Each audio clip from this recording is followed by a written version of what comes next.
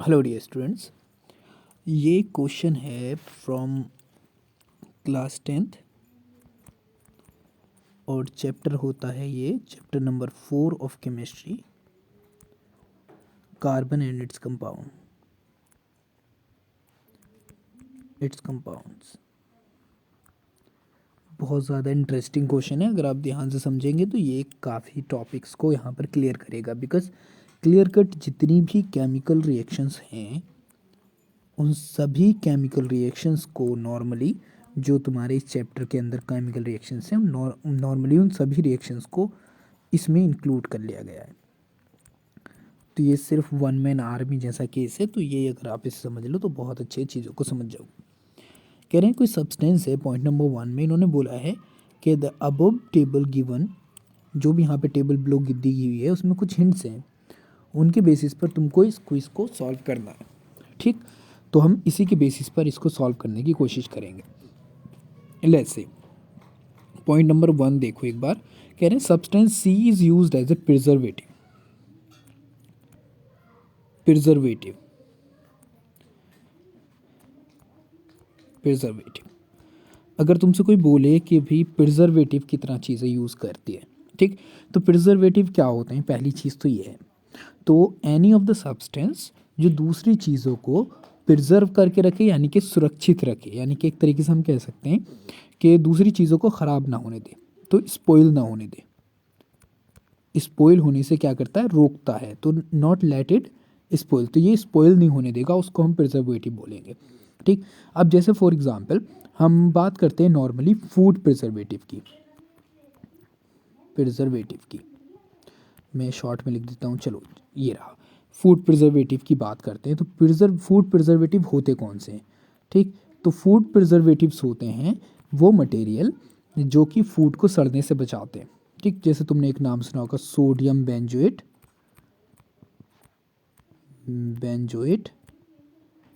लेकिन sodium benzoate कोई इस चैप्टर में तो होगा नहीं। ठीक, तो ये तो हम नॉर्मली यूज़ नहीं करते। तो हमारे पास कौन सा होता है? हमारे पास होता है विनेगर। तुमने देखा होगा अचार वगैरह में इसका यूज़ किया जाता है। Also it is use as a food preservative. तो विनेगर होता है, और विनेगर को हम जानते हैं, हम क्या बोलते हैं इसको? Acetic acid. ठीक, एसिडिक एसिड फॉर्मूला क्या होगा? CH3COOH। ये हो गया हमारा एसिडिक एसिड का फॉर्मूला। ठीक, तो इसका नॉर्मल नाम क्या होता है? जैसे फॉर एग्जांपल अगर तुमसे कोई पूछे कि भाई जो ये तुमने एसिडिक एसिड क्या है, इसका कॉमन नाम है एसिडिक एसिड, और इसका 5 to 8% जो सोल्यूशन होता है उसी को बोलते हैं हम विनेगर। ठीक, और विनेगर ही यूज़ होता है as a food preservative here. Let's say इसका जो फॉर्मूला है वो होता है CH3COOH। ठीक, तो हमारा जो कंपाउंड सी है वो ये आ गया। अब कोई पूछ ले इसका IUPAC नाम क्या होगा, तो IUPAC की अगर बात चल रही है यहाँ पर, तो देखें यहाँ पर कितने कार्बन है? 1 और 2, यानी कि 2 कार्बन है। 2 कार्बन को बोलते हैं एथ। इसमें जो फंक्शनल ग्रुप है यहाँ पर, ये फंक्शनल ग्रुप जो है, ये फंक्शनल ग्रुप है कार्बोक्सिलिक एसिड का। ठीक, कार्बोक्सिलिक एसिड का। अब जब IUPAC नाम लिखा जाता है तो इसके अंदर यूज़ करते हैं लास्ट में ओइक एसिड। ठीक, तो एथ मतलब 2 नंबर ऑफ कार्बन। ठीक, और यहाँ पे हो जाएगा एथेनोइक एसिड, ये हो जाएगा इसका IUPAC नेम। ठीक, तो अगर कोई पूछ ले कि भाई इसका IUPAC नाम क्या है, तो इसका IUPAC नाम होता है एथेनोइक एसिड। जिसमें भी 2 कार्बन होंगे उसका नाम हो जाएगा एथेनोइक एसिड। लेट्स से हम फिर से जाते हैं अपने क्वेश्चन पर, और यहाँ पर दूसरा ऑप्शन दिया है, option number 2, that is saying कि देखो भाई ये जो सी है हैज़ 2 कार्बन एटम्स, तो हमको मिल गया इसका 2 कार्बन एटम है, एक ये है और एक ये है। ठीक, और is obtain by the reaction of A, यानी कि ये ऑब्टेन होता है रिएक्शन ए की reaction in the presence of alkaline potassium permanganate and followed by the acidification. ठीक, यानी कि एसिडिफिकेशन के फॉलोड बाय द एसिडिफिकेशन जब करवाते हैं तो हमको ये मिल जाता है। ठीक, तो क्लियरली अगर मैं बात करूं तो यहाँ पर आपको बात चल रही है ऑक्सीडेशन की। ठीक है, ऑक्सीडेशन की बात चल रही है, और किससे करवा रहे हैं? ए से। क्या बना रहे हैं? सी बना रहे हैं। ठीक, सी मतलब जो हमने अभी देखा था, क्या था वो, एसिटिक एसिड।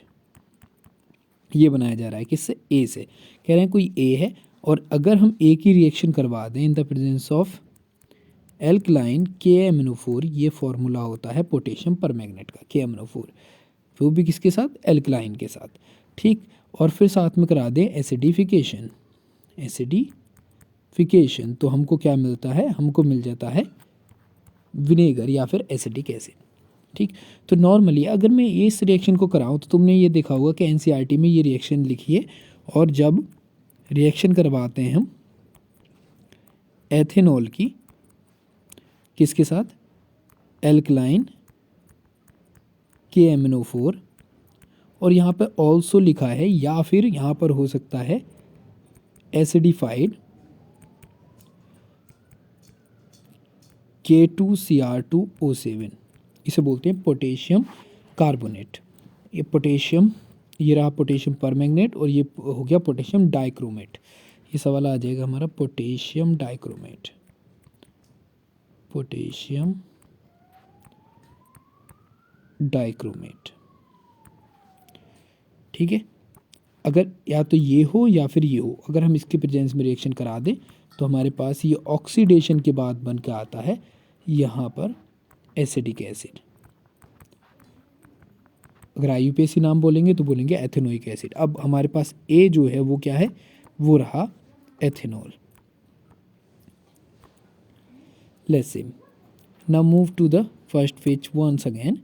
यहाँ पे देखेंगे आप कि फिर से दिया है, यहाँ पे थर्ड पॉइंट इन्होंने दिया है कि मिसयूज़ ऑफ ए, यानी कि जो मिसयूज़ ए का है वो अगर होता है इंडस्ट्रीज़ में, इसको बचाने के लिए इसमें या तो मेथेनॉल मिला देते हैं, बेंजीन मिला देते हैं, या प्रीडीन मिला देते हैं। ठीक है, तो तुमने एक नाम सुना होगा, स्पॉइल्ड एथेनॉल। ठीक है, स्पॉइल्ड से मतलब होता है कि एथेनॉल को क्या किया गया है, स्पॉइल्ड कर दिया गया है। तो जैसे फॉर एग्जांपल जो एथेनॉल होता है, मैं फार्मूला भी लिख देता हूँ, CH3CH2OH। अगर हम इसके अंदर मेथेनॉल मिला दें या फिर हम इसमें बेंजीन मिला दें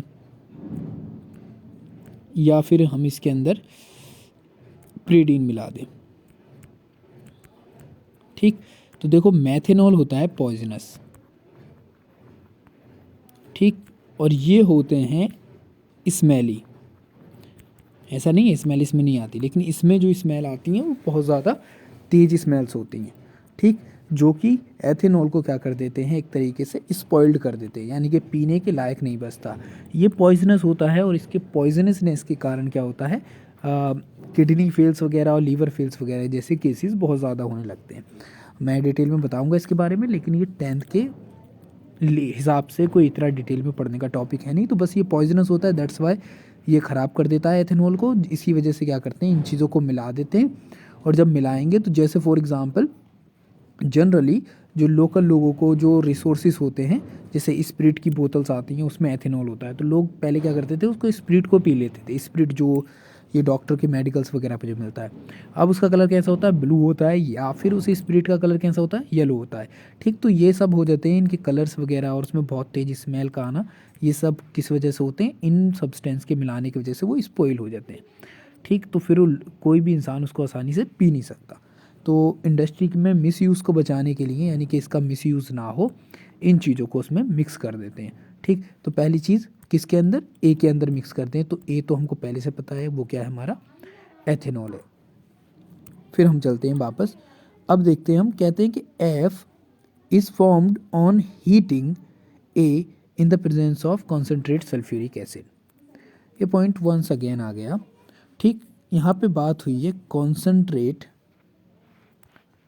कॉन्सेंट्रेट सल्फ्यूरिक एसिड, यानी कि H2SO4।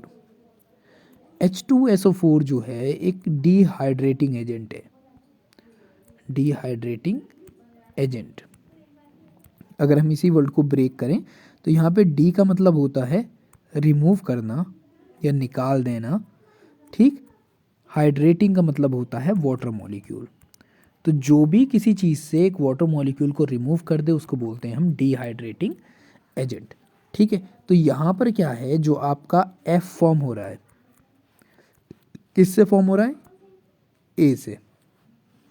ए हमको पहले पता है क्या है, CH3CH2OH।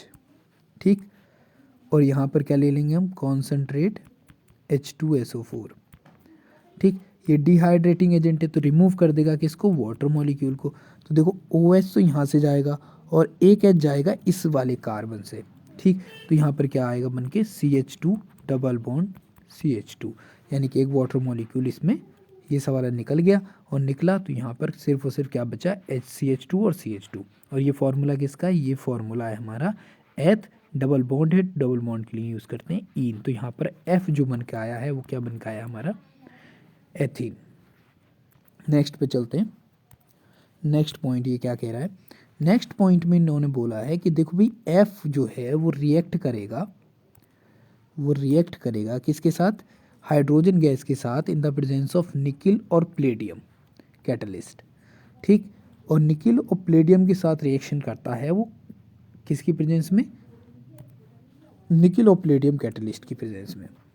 तो जनरली जब बात चलती है निकिल की या फिर प्लेडियम की, ठीक, तो ये जो होते हैं ये क्या करते हैं, ये एडिशन करा देते हैं हाइड्रोजन का। ठीक, यानी कि हाइड्रोजन का एडिशन करा देते हैं। तो ये जो किस नाम से ये रिएक्शन, ये एडिशन रिएक्शन के नाम से ही है, एडिशन रिएक्शन के नाम से रिएक्शन है इस चैप्टर में। इसमें क्या होता है कि जो ये आपकी एल्कीन है, 2 कार्बन है, तो ये केस को बोल देंगे हम एथीन। अगर इसकी रिएक्शन करवा दें हम H2 से किसकी प्रेजेंस में, Na या फिर Pd की या Pt की, ठीक, तो ये जो हाइड्रोजन है दो, तो इन दोनों हाइड्रोजन के अंदर एक हाइड्रोजन जो है वो यहाँ पे जुड़ जाएगी और दूसरी हाइड्रोजन यहाँ पर, यानी कि ये ब्रेक होगा यहाँ से और एक एक ये दोनों एक इधर और एक ये इधर आकर क्या होगी, बॉन्ड हो जाएगी। तो हमारे पास जनरली क्या मिल जाएगा, H H H H H H।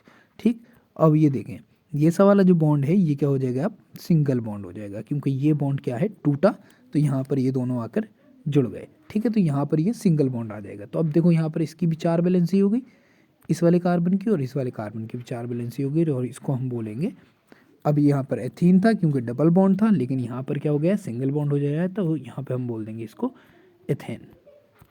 ठीक, तो हमारे पास जनरली ये बन के आ गया। ठीक है, now back to the reaction. अब इन्होंने बोला है based on the above hints answer the following question. पहला, क्या IUPAC नाम बताओ ए के और एफ का। तो ए का IUPAC नाम हम पहले ही बता चुके हैं। ए का IUPAC नाम क्या है, ए का IUPAC नाम है, फॉर्मूला था CH3CH2OH, यानी कि 2 कार्बन है और एल्कोहल ग्रुप है, तो नाम हो जाएगा एथेनॉल।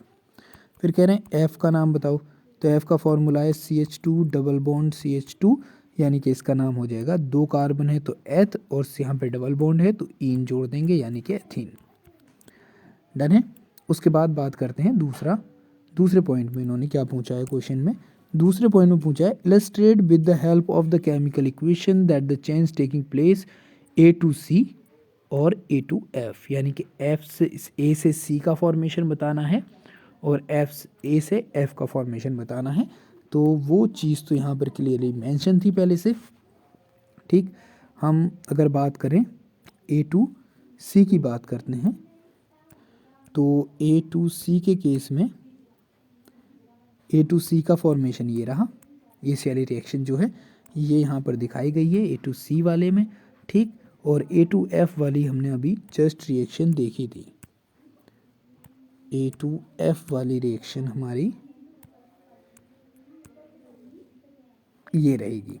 ठीक, तो यहाँ पे ये एथेनॉल से फॉर्मेशन हो रहा है एथीन का। तो इस तरीके से ये पूरा क्वेश्चन हो जाता है। थोड़ा सा टाइम लगेगा, लेकिन चीज़ों को समझकर और सीक्वेंस में करेंगे तो आपके सारी चीज़ें समझ में आ जाएंगी। 2-4 क्वेश्चन इस जैसे प्रैक्टिस कर लो, फिर आप देखोगे कि बहुत सारी चीज़ों में आप बहुत अच्छे से महारत हासिल कर लोगे। Best of